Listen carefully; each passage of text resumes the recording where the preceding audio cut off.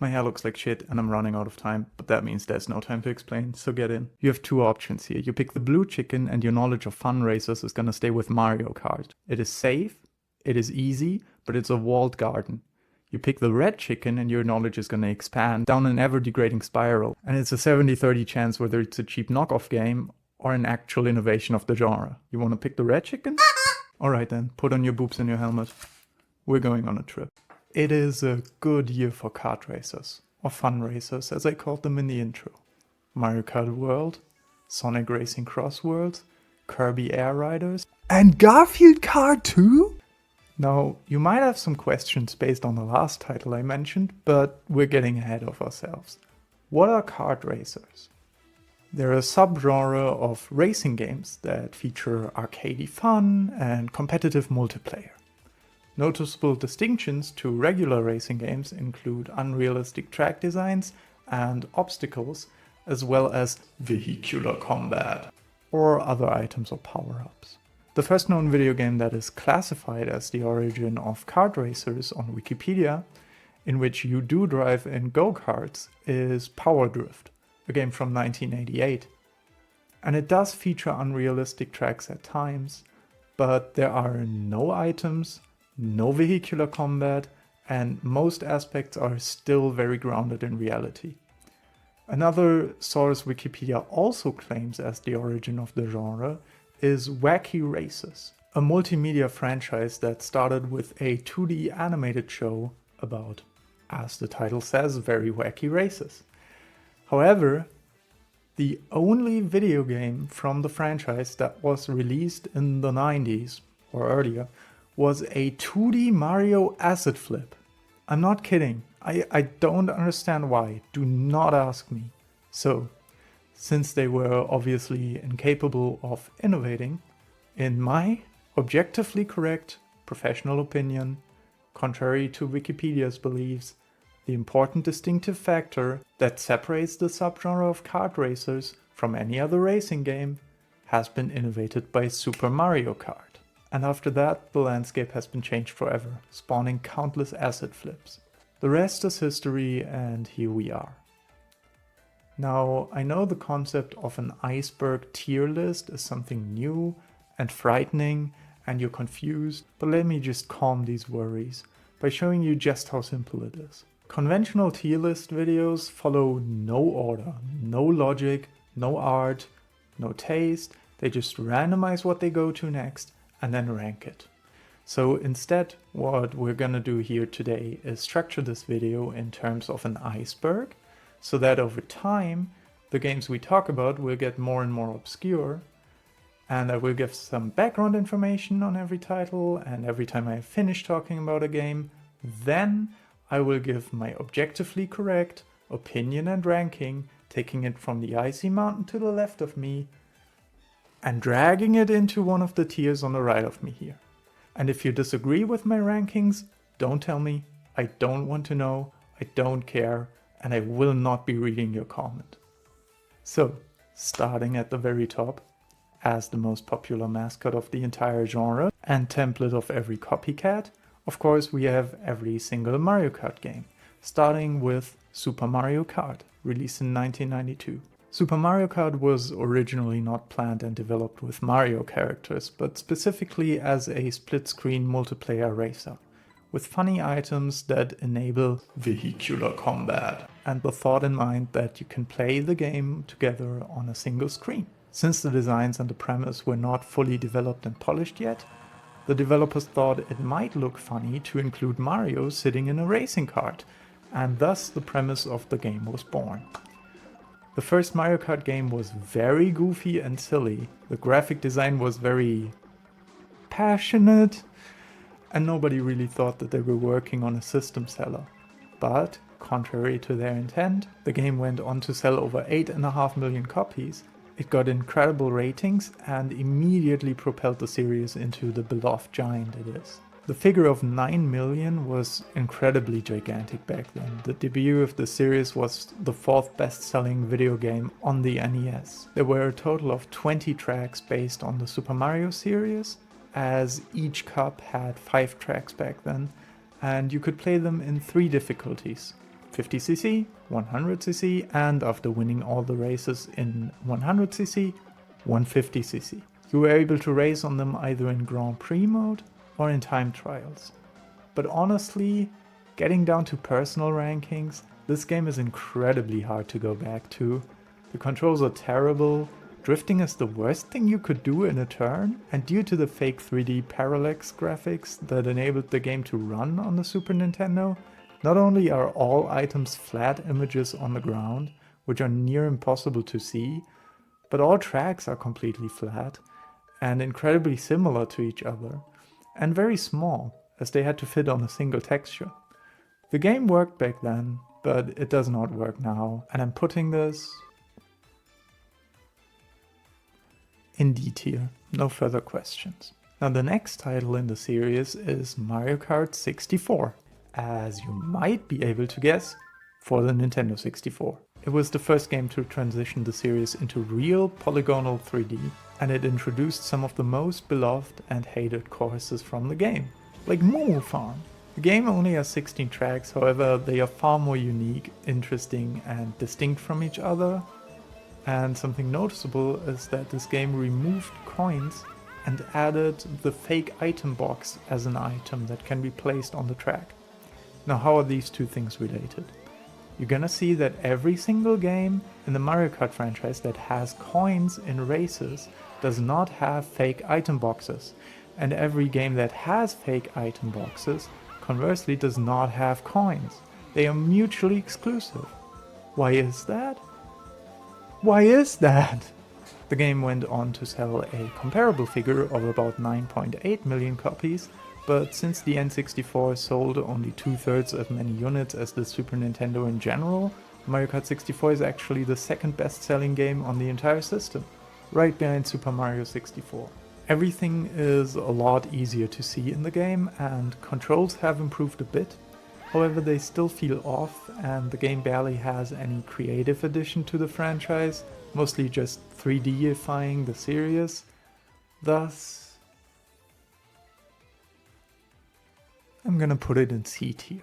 Mario Kart Super Circuit was the first mobile entry of the series, a Game Boy Advance game that released in 2001. It sold about 6 million copies, losing exclusively to all mainline Pokemon games on the GBA. It went back to the visual style of Super Mario Kart in order to make the 3D driving possible on GBA hardware.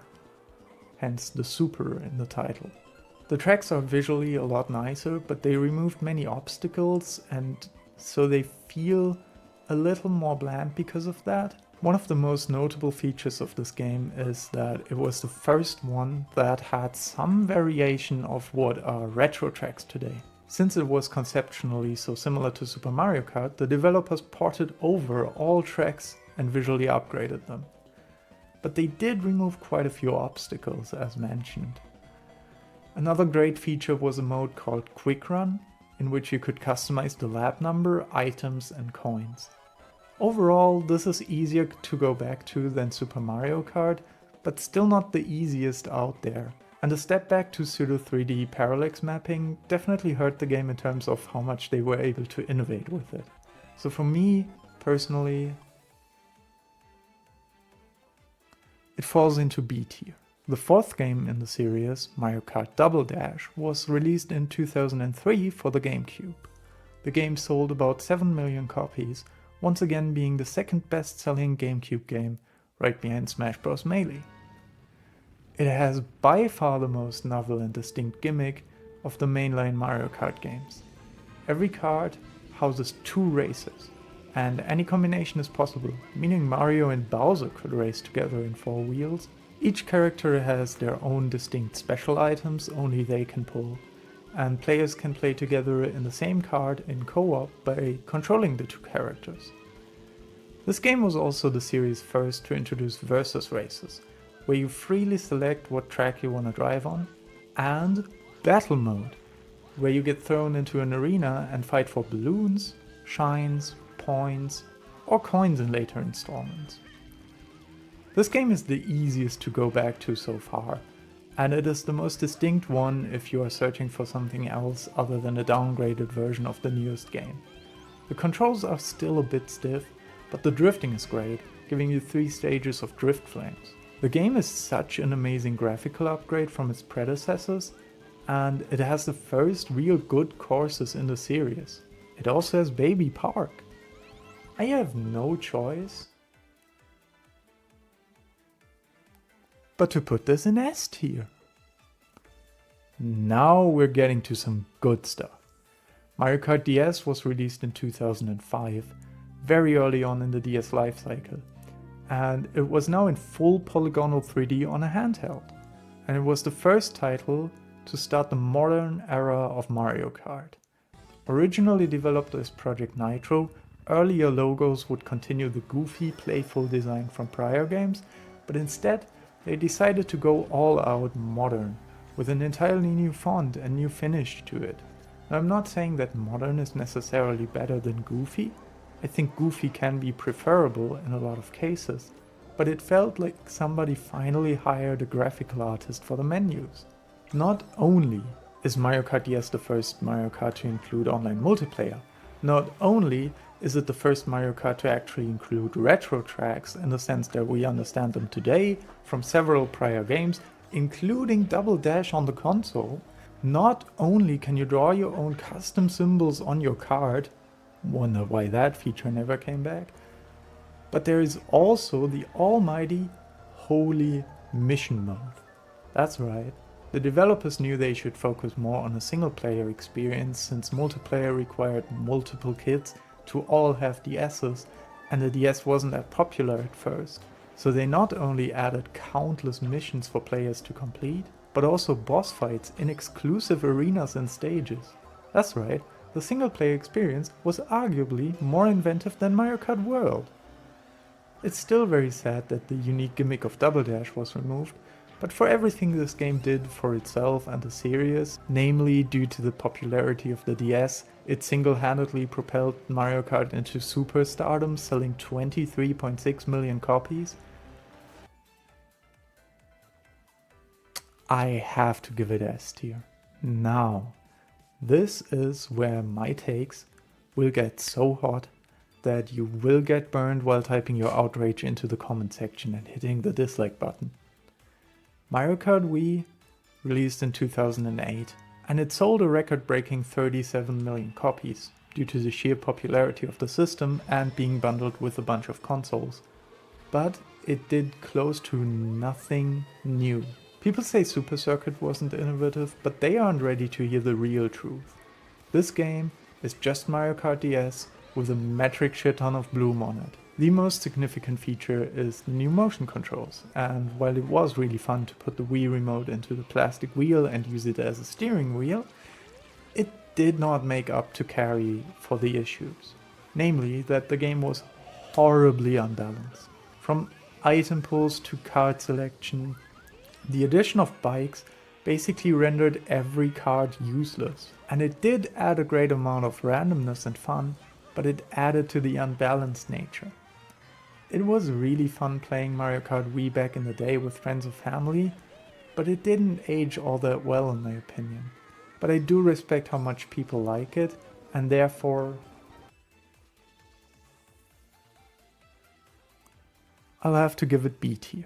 It is time for my second hot take. Mario Kart 7 was really good and important to the series. The game sold 19 million copies, being the single best-selling 3DS game of all time, and it introduced gliding, which would become a series staple to add verticality and diversity to races.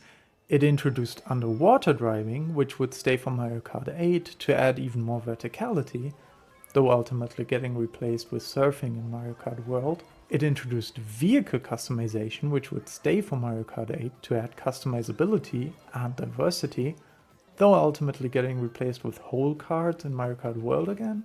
And it reintroduced and revamped coins, ditching the fake item box, which would become a serious staple to add strategy beyond just driving the same line every time, which is a good thing that the repetitive races needed.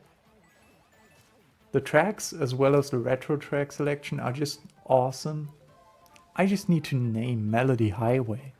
This title is by far the easiest to go back to from 8 Deluxe, as there are hardly any features you will miss. And it had this fun first-person mode that was novel, but gave you a completely new look at the game. And I wonder why they deprecated it.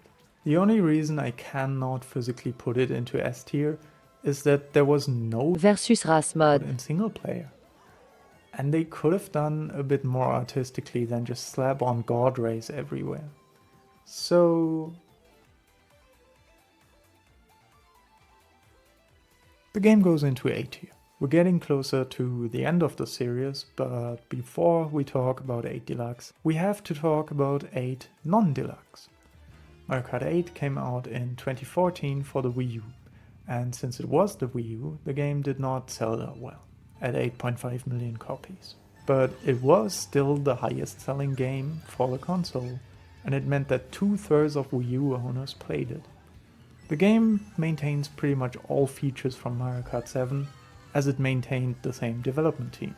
But it does add a new 200cc speed and difficulty mode, and it adds anti-gravity sections in which your wheels turn back to the future style and you float above the raceway. This is mainly needed for more creative track layouts, and boy does this game have creative track layouts. And for the first time ever, the game had DLC that would add more tracks and racers, and, in a big Smash Bros. Move, tracks and racers from other franchises that Nintendo owns, namely Animal Crossing, Zelda, and F-Zero. The game also looks visually stunning to the extent that they changed nothing when they ported it to the Switch, and people still call it one of the best looking Switch games. This would almost be utterly amazing, but I cannot stretch how much they utterly butchered the battle mode. In Mario Kart 8, presumably due to time constraints, instead of putting people into arenas, they thought maybe people wouldn't notice if they just put players onto racing tracks and pretended they are arenas. That alone moves this down into A tier. Now we're skipping forward to the Nintendo Switch. It's 2017, and as an almost launch game, we are getting Mario Kart 8 Deluxe. Yes, this includes all DLC tracks. Yes, this added a second item slot and double item boxes so that you can hold 2 items at once. But most importantly, it fixes the battle mode by adding actual arenas. Game is safe, sells like crazy, 67.4 million copies in total, by far the best selling Switch game. But as the developers moved on to Mario Kart World, wanting to give the Switch its own title, they noticed that they need a more powerful system in order to support their gameplay plans for it. So, going back to 8 Deluxe, they released the Booster Pass, DLC for Mario Kart 8 Deluxe. On paper, this sounds horrible.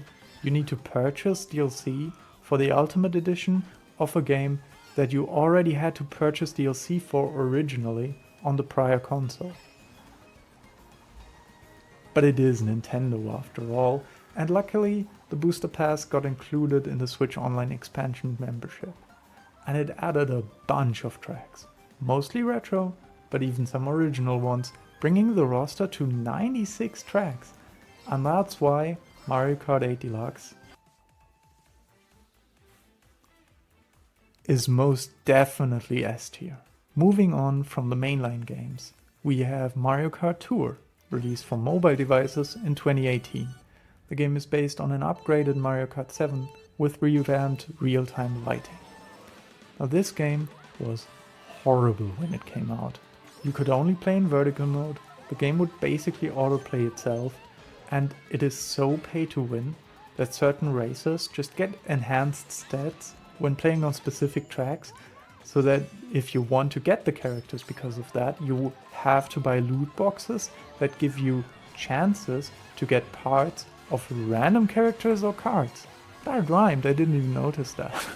But the game did get quite a bit better over time, allowing you to play in horizontal mode, to turn down the auto playing, and to purchase parts of characters directly. And there is a metric shit ton of courses, characters and cards. However, you still need an active subscription to get better rewards, and so there's no way for this game to go anywhere above. the C tier. And now for the final, most forgotten Mario Kart game, we have Mario Kart Live Home Circuit. For the 35th anniversary of the Super Mario franchise, Nintendo released a bunch of novel, timed, exclusive games in 2020. One of them was Mario Kart Live. Now this is by far the most unique title of the series. The player can control a physical RC cart in real life using the Nintendo Switch system, and it receives live-streamed footage from the camera placed on the cart. This footage then gets overlaid with augmented reality elements for your driver, your enemies, checkpoints, start, finish, and turns. Now, in addition to allowing you to drive in real life, it comes with cardboard pieces, allowing you to also set up your own track layouts. The game still features regular cups and races, but the races change the AR elements, like what effects get displayed, like rain or snow, what the checkpoints do, what music plays, etc. And it works surprisingly well. Now sadly, each cup only features 3 tracks, but there is a free roam mode that allows you to customize the active effects and explore the area freely. The game is definitely a bit of a novelty, especially because of the immense price when it launched, particularly if you wanted to add more cards to play together, and likely due to that it only sold 1.75 million copies, contributing to how unknown it is. But Nintendo did give out an update adding split screen mode on a single Nintendo Switch system so that you can use one console instead of multiple. Wonder why they waited with that one until everyone who was interested enough already had 2 Switches. It's Nintendo. But you can get the game and card for half the price nowadays if you get it used. So, overall, it's an A tier for me. Hi, I'm just quickly gonna phone in my opinion about Mario Kart World, because I didn't have time to record this before editing. And it's really good. It's really good. If you don't know about it, in Mario Kart World there are up to 24 players, and they always on either a Grand Prix or a new mode called Knockout Tour. Because the special thing in Mario Kart World is that there's an open world, and in that open world you can drive wherever you want, but it also makes for new modes, which is first off the new Knockout mode, allowing you to drive from one end of the island you're on to the other, and you have to place higher with each gate. Or also they made changes to the Grand Prix mode, where it's actually a Grand Prix now, where you drive from place to place and then race off against each other. What I don't quite understand is that once you drive somewhere, you only do 1 lap instead of 3 and then drive to the next thing. Not too big on that, but overall, obviously, when ranked against other racing games that we mentioned, like this has by far the most amount of content and quality control and everything. And I know the price is a controversy, but I haven't figured it into any of the other games I'm ranking, so I'm not really gonna figure it into this. They cooked with Rainbow Road. They knew it. They hid it from everything on purpose. They really cooked with it. It's not quite as difficult. You can't fall off that easily, but holy shit, they cooked with it. Other than that, I don't think there's much else to say. I don't want to spoil you either. I haven't gotten that many hours into free roam yet. I'm gonna try that out more later. And I've also only done a few knockout tours. So yeah, I am definitely putting this in S tier. And with this, we have completed all Mario Kart games, and we're moving on to the water level of the iceberg. Now, finally moving on from this gigantic part of the video and getting into another big part. This is gonna be a very disrespectful take to a lot of people, and I apologize in advance, because I am a fan too, but quite commonly when a huge Nintendo game releases that has novel new features or concepts, a few years later the corresponding Sonic game releases. For the most obvious example, see the Mario Galaxy to Sonic Lost World pipeline. And if you want a slightly more subtle one, see the Breath of the Wild to Sonic Frontiers pipeline. Now, I'm not saying Sonic can't have innovative games. It is a give and take, and ideas keep circulating from Sega to Nintendo and backwards. But what I am saying is that sometimes the concept of having to replicate the successful concept your competitors have stands in the way of innovation. And so for a very intense example of that, take Sonic, a character known for being incredibly fast, way faster than Car, and hanging around other semi-hedgehog hybrids that are equally fast. What do you think would be the worst way to create a scenario for a Mario Kart clone? That's right, putting them all in carts. And so we started Sonic Drift. This game was solely released in Japan in 1994 for the Sega Game Gear, and 9 years later brought to the rest of the world as part of Sonic Adventures Deluxe. I'm not saying that Mario Kart was the sole reason this game exists, as it was also clearly technically modeled after the Sega Superscaler games, with such creative titles as Hang On or Outrun. But the style is obviously a copy from Mario Kart, to the extent that the map takes up an equally stupendous amount of screen space at the top, and not even for a good reason this time, because there is no split-screen multiplayer that fills out the space. This game features 18 tracks, set in iconic Sonic locations, and one thing I will actually give them is that the courses have rings on them, and if you collect enough rings, you can use a special move that is quite unique to each character. A feature that would end up in Mario Kart Double Dash years later. But the truth of the matter with this game is that it is painfully easy. You drive significantly faster than the computer enemies, to the point where you will not ever lose first place in the entire game. The only difficulty comes from unpredictable turns, because they literally were not displayed a second before and suddenly popped up, which feels less like your mistake and more like the game's or console's limitations. For all these reasons, I'm ultimately gonna give Sonic Drift the D tier, D for Drift. Now how do you possibly follow up this game? That's goddamn right, Sonic Drift 2, released in 1995. This is, from all titles talked about so far in the video, the most pointless one. It is practically the same game, but with 3 new characters that you can play, and tracks were now based on Sonic 1 through 3, instead of just the first game. But like, this really could have been an email, and by that I mean it should have been a DLC. There's nothing conceptually new, and it just highlights the problem with it. But I don't think it is problematic enough to warrant the worst tier, so this is gonna go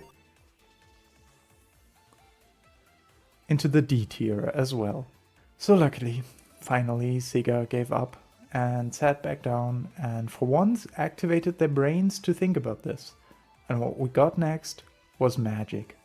Sonic R, released in 1997. Developed by the Sonic team and The Traveler's Tales, that went on to make the beloved Lego games, Sonic R finally admits that characters that are faster than cars don't need cars. Now obviously not all Sonic characters are equally as speedy, and so theoretically some would just be slow by default, but to make up for this was solved in quite creative ways. Tails flies across the course, Eggman uses an Eggmobile from his inventions, and Amy uses a cart. Though it could have been very interesting to see her propel herself forwards with her hammer or something like that.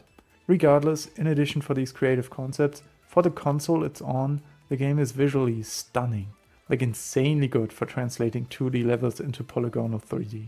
The maps in this game feature alternate pathways and hidden collectibles to the extent that they are quite uncharacteristic for their genre. It more so reminds me of a very light Metroidvania structure.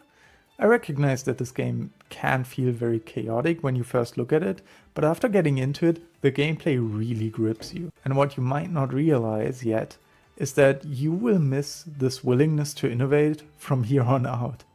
So that's why I'm putting this game into the A tier. This was it for almost 10 years. The next racing game, which only came to be because players were asking for more games like Sonic R, would come out in 2006. And its title was Sonic Riders. Now Sonic Riders is the natural pendant to the Mario Kart series in an era in which Sega was trying to be hipper and cooler as an alternative to Nintendo, targeting a pubescent audience. The game sees Sonic characters compete in races on surfboard-like hoverboards that float above the ground. Now normally I would say this is a stupid concept and a step back from Sonic R, and I do think it is kind of a step back, but the premise of the game feels weirdly in character for Sonic and his gang, so I'm going to let it slide for now. For now. The game actually released during the 15th anniversary of Sonic the Hedgehog, you know, like Sonic 06 did, and the game does actually not feature a traditional item system. The only items are rings you collect.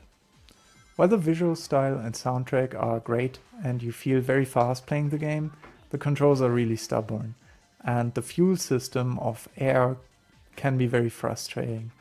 But since it was very innovative and new for what it was, I'm gonna be putting it into C tier. So now that we can finally... Oh, they doubled down, right? Oh, of course they did. Even though reviews already disliked the game back then, Sonic Riders Zero Gravity was released in 2008. The type of hovercraft was changed to, let me quote, extreme gear, and due to the zero gravity system introduced with it, there were actually some portions of courses where players could drive on walls, a feature that Nintendo would later be heavily inspired by and use in Mario Kart. The fuel system was ditched, the level designs were a lot bigger and easier to grasp, and the graphics were a lot better, and the music still was great, but the controls were still holding back the game quite significantly. And so for me, it goes into B tier. So now that we can finally... Oh no, they triple dipped, didn't they? Of course they did. Sonic Free Riders came out in 2010, exclusively for the Xbox 360. And it required the Kinect for motion controls. So suddenly anti-grav is gone. And instead, there is actually vehicular combat with items and power-ups. But I would like to formally apologize for complaining about the controls prior to this game. These controls are so imprecise, so flimsy, so half-baked that it robs you of any possible enjoyment. I'm done talking about these games. D tier, next. Okay, so after all this, Sega decided to go back to the roots and put their characters in cars again. But I can actually understand why. Because Sonic and Sega All-Stars Racing released in 2010, a few months prior to Sonic Free Riders, and to their credit, they prototyped the game with Sonic running on foot. But they found that the size differences made it unfun to play as certain characters, and drifting could not be evenly implemented. And since they wanted to include multiple Sega franchises, they decided to put everyone in some kind of vehicle. But it makes sense, given the scope of the game. Considering that, like I said this time, it is not limited to Sonic characters, but other franchises like Crazy Taxi, Jet Set Radio, and Super Monkey Ball as well. And the console versions even featured characters exclusive to their console, like the Mii on the Nintendo Wii, or Banjo and Kazooie on the Xbox 360. In this way, Sega was ahead of Nintendo, who would introduce major crossovers with Mario Kart 7 and 8 down the line. But even though I like this game a lot, I have to admit that some aspects sacrifice the unique identity of the previous games for a more homogenized kart racer experience. Each character had a special ability, like in Sonic Drift or Mario Kart Double Dash. And something quite interesting is that the game has cars, bikes, and hovercraft are not affected by the terrain. Overall, I think this title deserves itself a spot in the A tier. So, as Sega does, they doubled down again, and Sonic and All-Stars Racing Transformed released in 2012. But this time, it worked. This is an amazing game, and it is vastly ahead of its time. The main gimmick of this game is that your kart can transform into a plane or a speedboat, completely changing up the course layout. This transforming ability would later be copied by racing games like The Crew or even Mario Kart World, with its speedboat behavior on water. The roster was expanded to include more Sega IPs, and the graphics are gorgeous for 2012. This time even the PC version has exclusive characters from Team Fortress 2. In general, the PC version received many crossover characters from non-Sega games, some for free, others as DLC. The developers gave updates to the console versions until 2021, 9 years after release, to raise the FPS cap on the new Xbox consoles to 60. This game is an absolute S tier, no doubt. But, as always, every high only makes the low hurt so much more. And 7 years later, in 2019, the same developers would release Team Sonic Racing, another new kart racing franchise centered around Sonic. And this game solely features Sonic characters and stages and restricts itself from any crossover. The main feature of the game was cooperative gameplay, in which the leader of the team leaves a trail that will boost team members that follow it. Modeled after the team-based Sonic Heroes, quite a few people liked the big feature, but it wasn't for me personally, as I value the freedom of racing the track any way I like, and I think I prefer the competitive factor of racing games over a team-based one. Then again, I never had an interested Discord group that would like to try it out with me, so I won't be taking it into negative consideration just because I had a mismatched premise. I do have to say though, the game felt really slow and lost so much of the character of the previous titles to once again homogenize it into a lesser Mario Kart clone. But still, ranked against everything else, I think it's a B tier. Hey, I've also decided to phone in my take on Sonic Racing Cross Worlds because we've seen so much of it already. I feel like we know most of it. Like, there's no big feature obviously that's being hidden because they're trying to advertise themselves. And I would say it's great.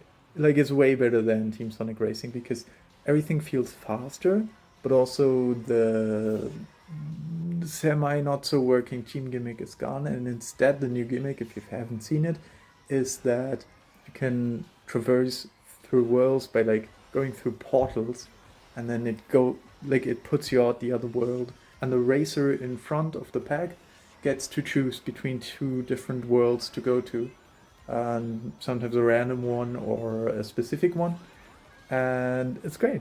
Obviously it's kind of similar to what Ratchet and Clank did, and I love it. And it's got the transforming aspect back from Sonic and All-Stars Racing Transformed, so I'm all for that. And I'm just gonna put it in between S and A for now. Finally, we have broken out of the holy duology of Mario and Sonic, and we're entering the wild waters of other franchise-based racing entries. But don't get too happy, because for now, the next one we are talking about is Diddy Kong Racing. Released in 1997, this is Rare's pendant to Mario Kart 64, and in some ways it is better. First off, the items are predetermined by what the box looks like, making it far more strategic. Also, the races are not limited to kart racing, as there are sky races and planes as well. This felt like taking Mario Kart 64 and evolving it. Visually, it seems targeted at an even younger audience than the other entries, but that did not hinder my enjoyment. So I'm putting this into high A tier. Now we're moving to the exact opposite. Donkey Kong Barrel Blast, released in 2007 for the Nintendo Wii, and it really should not have. The game was designed for the bongo attachment on the GameCube, which would have made total sense as a control method. But it got pushed to the Wii, and so it used motion controls instead, and they removed the bongo controls from the code of the game entirely, even though you can attach the bongo to early Wiis. But even besides the motion controls, having to drum as fast as you can at the start of the race and then just never do anything again to drive forward is not that fun. And side note, holy shit, Nintendo games were sexualizing and objectifying back then. But the game is playable and not a complete utter train wreck, so it's going into a very low D tier. Moving on, Crash Team Racing, released in 1999. This game kept really close to the Mario Kart formula, but it had its own interesting implementation of coins. Fruit crates that would boost all your stats, including your power-ups. The controls were really tight, and power sliding as a drift implementation felt great. Overall, this game did a lot of things right, but it stayed pretty safe and didn't really innovate the genre too much, so for me it's going into A tier. The sequel, Crash Nitro Kart, released in 2003, and it was really noticeable that it was past the Naughty Dog era. Overall, the game just felt pretty mid. It copied a ton and felt very recycled to emulate the same feeling, but there was a cool anti-gravity mechanic years before Mario Kart 8. So overall, it's a low B tier for me. Now the last title in that series was Crash Tag Team Racing. And holy shit, this had hella inventive mechanics. There's a hub world that reminded me of Lego Racers, and fusing mid-race is definitely a bold move. There are collectibles, like you'll see in Garfield Kart, that increase the playtime, but overall it felt a bit visionless, and it was really easy and short. So overall, to me, it's a C tier. For our first one-off, we have Kirby Air Ride. There are 3 game modes in this: Air Ride, which is traditional racing, Top Ride, which is top-down, and City Trial, the real standout, which is an open world sandbox mode. It's sort of like a semi-battle royale. The racing itself is also very different. You accelerate automatically, but you brake, charge, slide and use items all with one button, likely due to a younger target audience. Overall, the game is pretty good. Not bad, quite nice. For me it's top of B tier. Heyo, final phone in. There's not much to say yet on Kirby Air Riders, so any take would just be guessing. I'm just putting it into A tier to be cautiously optimistic for now. Now Lego Racers, I'm not gonna lie, I grew up with Lego Racers too, but I can still see the upsides of both. Like, what the first one does well better is the items. The items are amazingly creative in general, they're semi-deterministic, adding strategy, but the warp is seriously fantastic, because it also makes you skip the items that you could collect, so you have to balance the ups and downs. The game also has absolutely fantastic hidden shortcuts. An easy A tier for me. Now Lego Racers 2 is essentially a totally new game. It has fully random power-ups and the shortcut game is weaker, but it has open areas that could be described as open worlds that you can traverse and complete side quests and missions, which was incredibly creative at the time and would eventually become the staple principle of Forza Horizon and even Mario Kart World in a way. Also, the kart creator was amazing, and the story is so funny. The character who used to be the best driver on Earth, who you bet in the first game, is so distraught that he goes to Mars to at least be the best driver of Mars. And so what you do is you construct a rocket so that you can follow him and beat every single Martian and him and become the best player of Mars as well. That is so petty. Anyways, the game overall is A tier as well to me. We're at the Nickelodeon Racers, and the first one is Nicktoons Racing, released in 2000. This one's just very by the book. It definitely has a strong 90s Nickelodeon vibe, and the character roster is good, but the tracks are incredibly bland. There's not much more I can really say, so I'll just put it into C tier.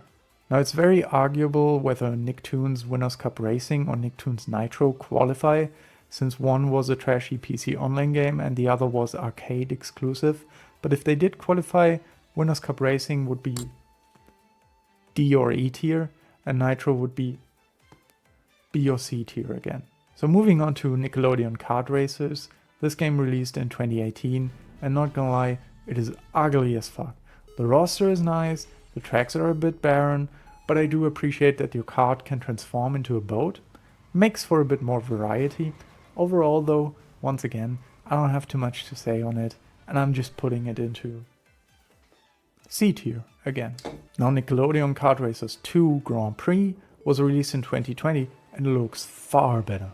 It also feels better and it seems way more high effort. And the new MOBA style pit crew mechanics are a great addition, adding depth and complexity. Overall, I think this went up to B tier. And finally, wrapping this part up, there's Nickelodeon Kart Racer 3 Slime Speedway, released in 2022. And apart from its horrible title, this is actually the ultimate Nickelodeon racer. It is the most polished, finally having voice acting as well, and it is full to the brim with content. They kept the pit crew system, and there are like 90 pit crew characters to equip now. The roster went up to 42 characters to drive as, and this time any character can use any card. This is definitely the ultimate title of the series, and it deserves to go into high A tier for sure. Now for an interesting one. In 1999, Squaresoft released Chocobo Racing, a tie-in to the Final Fantasy franchise, but only 2 of the characters are actually Chocobo. One that uses rollerblades, and one they just deemed fat and put him on a tricycle because of that? Still, I like that every character has their own mode of transportation. The tracks had good themes too, and a magic spell system as stackable items was a really good idea, though the UI is very clunky, and the controls feel stiff and imprecise overall. And there are only 8 tracks, which is crazy little for the price. The game had an early example of a story mode, which is nice, but I'm still only giving it very low B tier. Now the next game, Chocobo GP, Chocobo GP, released in 2022. And it was horrible at launch. Full price and still full of gacha systems and season passes. But Square Enix removed all of these microtransactions, and I'm grading the current version. The track design is very solid, like some are gorgeous, and the spell system is way more polished and allows for very tactical gameplay. There are special abilities for some characters, and the controls are vastly improved too. So personally, I'm giving this A tier. Now, have you ever wanted to play Mario Kart, but then you noticed that you have no money, no console, no game, and Mario Kart Tour does not exist yet or does not intrigue you? Beach Buggy Blitz is somehow not the only kart racing franchise with the word buggy in its title, and the first one is an Android and iOS game released in 2012. The first one is actually quite different than its sequels in that it does not have traditional maps and laps. Instead, it goes on indefinitely through procedural generation until you run out of time, allowing you to pick up time extensions as power-ups. I'll commend it for thinking of a different style of gameplay, pulling the Temple Run Subway Surfers principle into it to appeal to casual phone gamers. And the game is neat for a mobile game, but that's mostly it. The kart feels incredibly floaty and forgiving to control, and I think it's overall just very mid, so I'm putting it into C tier. Now the sequel to it, Beach Buggy Kart, was released in 2014, and it adapts a more classic track-based approach with lap numbers, which is both to its advantage and its downfall, since now it is really just a bootleg Mario Kart, but the items are easier to understand and some are pretty creative. Overall, I think the pros and cons balance each other out, so once again I'll put this into C tier. Now the final game in the series, Beach Buggy Racing 2, released in 2018, and it actually put in some decent changes to the power-up system. It's semi-deterministic via a customizable loadout system now, adding a lot of strategy. But at the same time, the game has far more aggressive monetization practices with time-gated rewards, gacha mechanics, and overall, it once again cancels each other out and puts it into C tier for me. Sorry if this seemed a bit like filler titles to make the C tier bigger, I just thought I'd have to include them because of how many people played them. But comparing them to full-fledged PC and console games obviously puts them at an inherent disadvantage.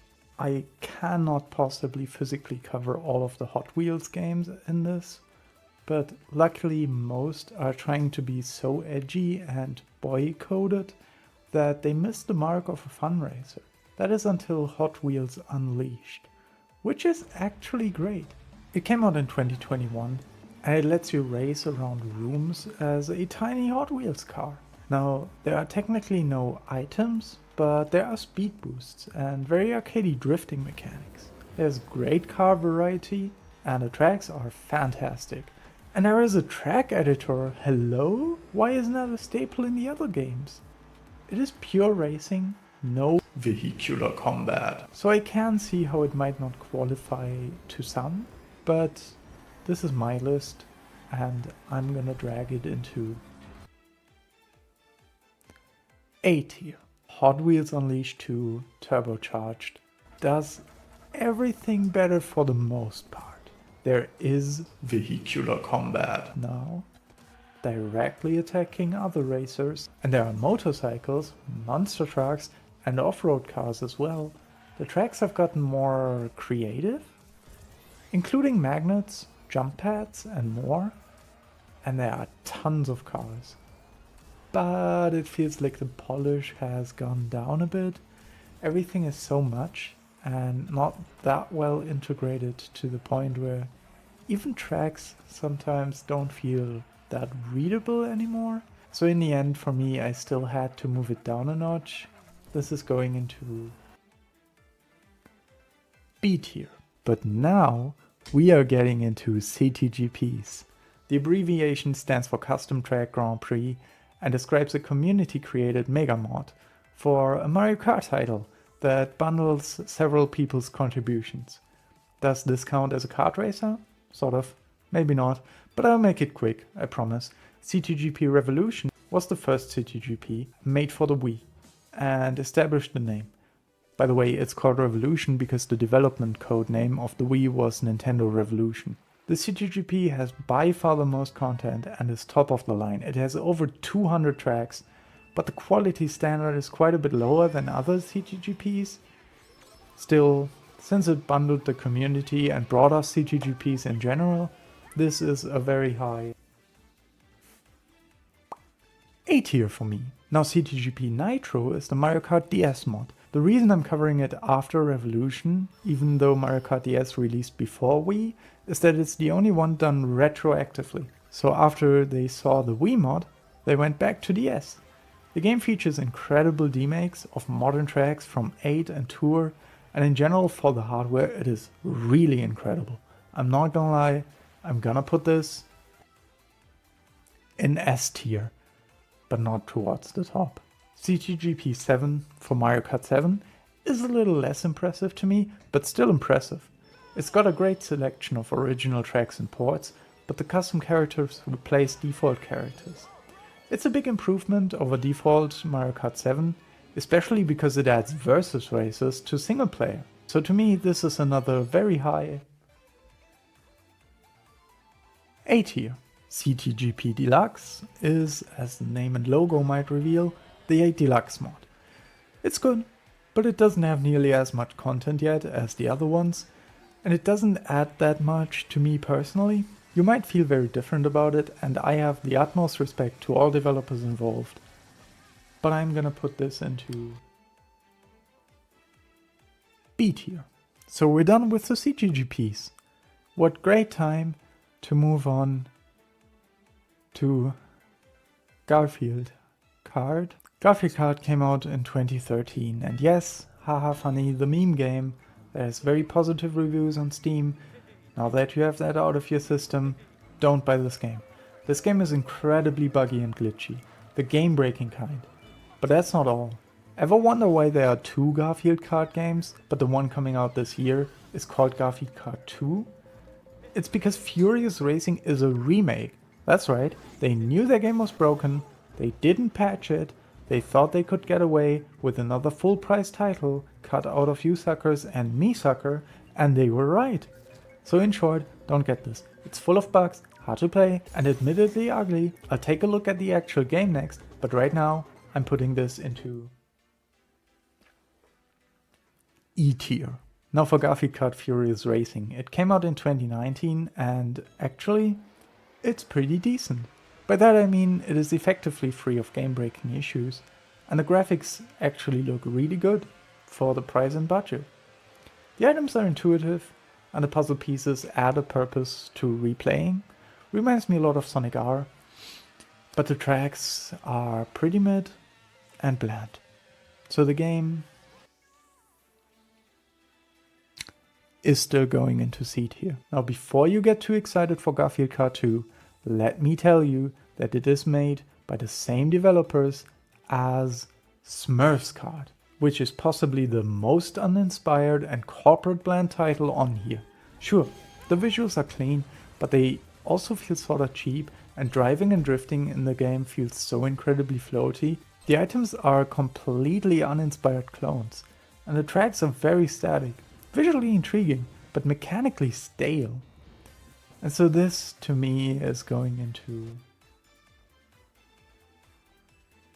D tier. F1 Race Stars is actually what it sounds like. A Formula 1 Mario Kart style racer released in 2012. And the concept actually works really well. But this game is pretty much lost media on PC.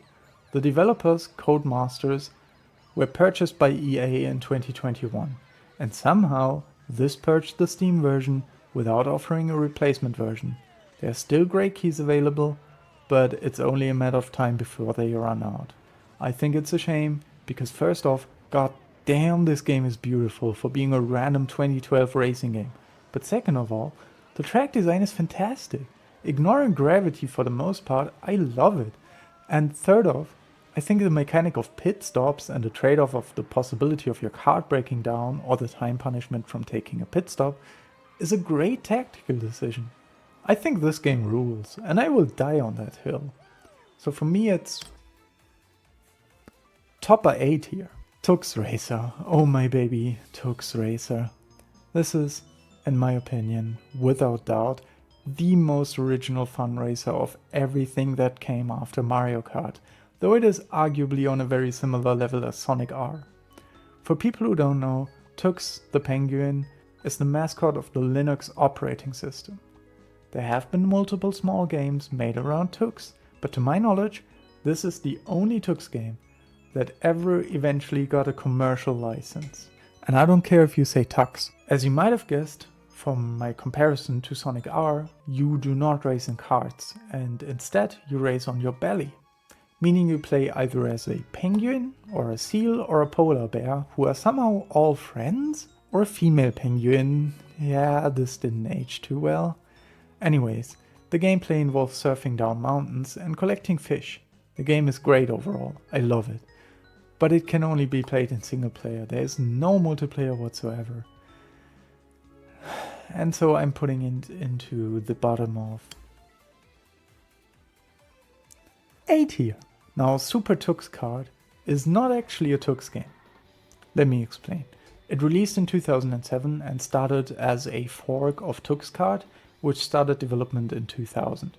What do I mean it's a fork of the codebase? That's right, it's an entirely free and open source game that you yourself can make tracks and characters for.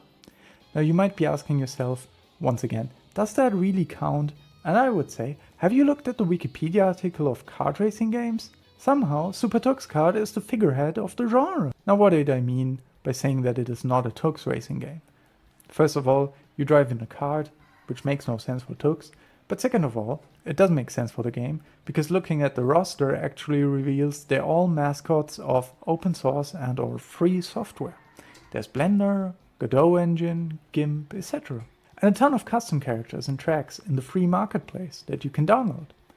And if your favorite one is missing, then just create it and port it in. Now I've got to be honest, the gameplay itself it's alright.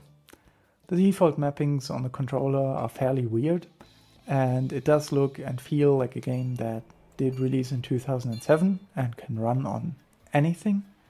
But for the open source principle alone and the current team supporting it for 18 years now, I have to put it into S tier. Now, every good necessitates some bad, and it's about time we got to the Moorhuhn franchise. Now internationally, this franchise is known as Crazy Chicken, and it's just a Duck Hunt clone. It wasn't even intended as its own IP, as it was just supposed to advertise a Scotch whiskey brand in Germany. But the game captured all German-speaking audiences so quickly that it spawned countless sequels and became, for worse or for worse, the most successful German game.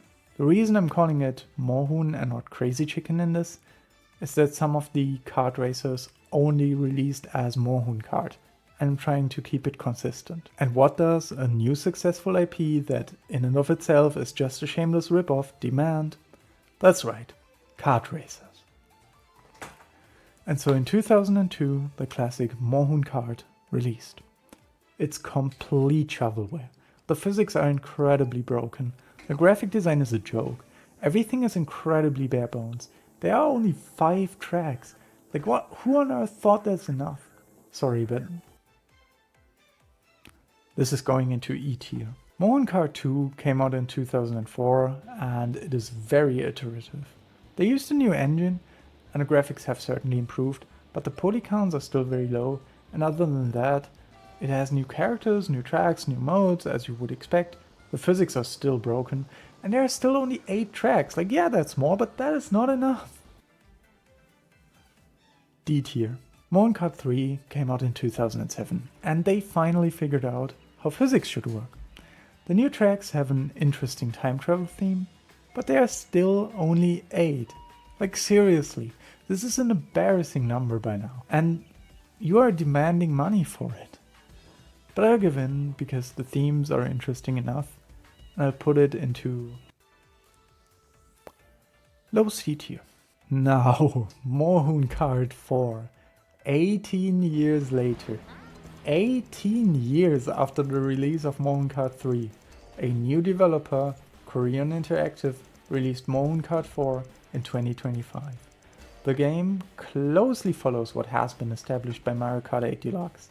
You have 2 slots for items, and tracks are largely unconcerned with gravity.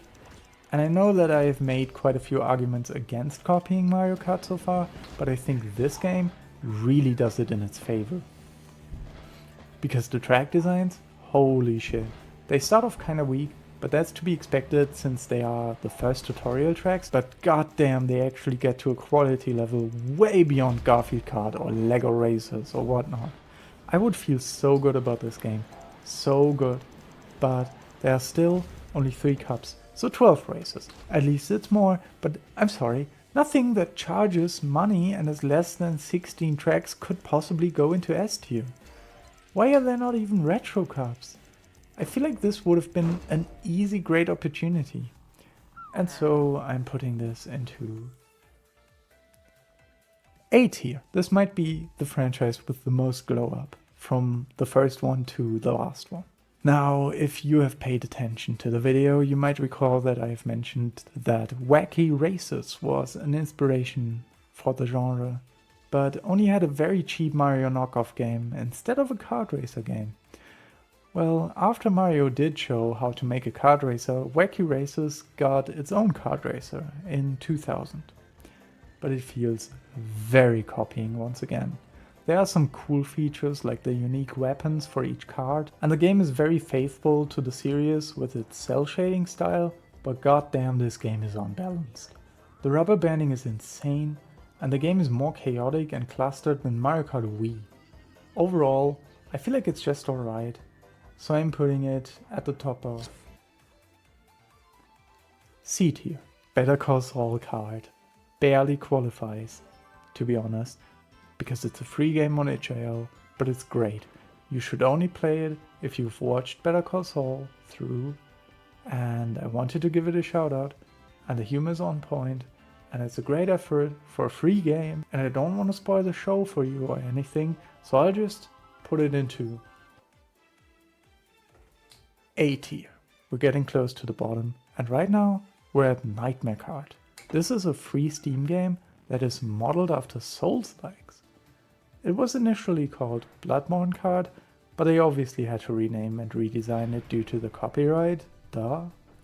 This is super unique because the vehicular combat takes the form of dodging and slashing with weapons like a Souls-like, and there are even great boss fights.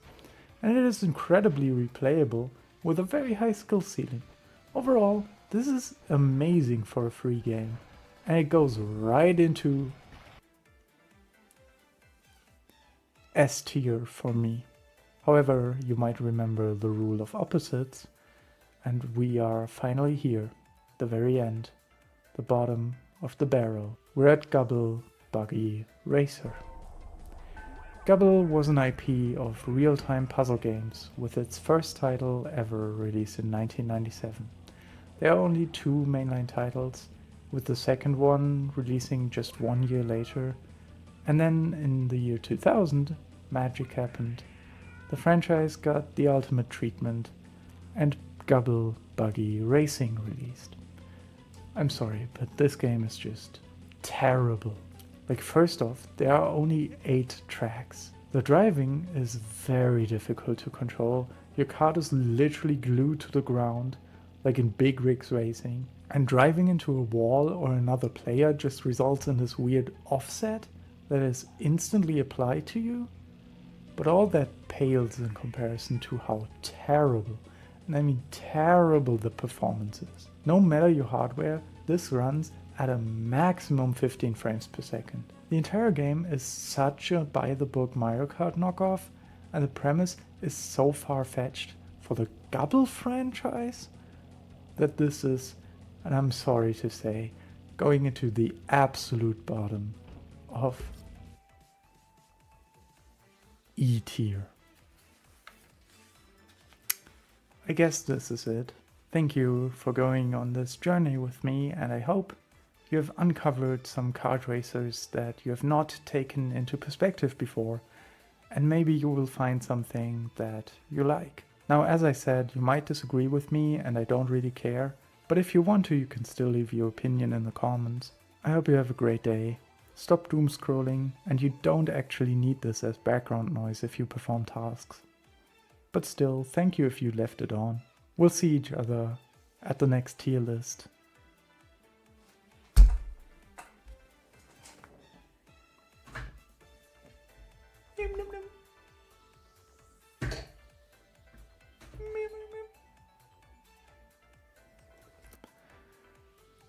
That was so cringe.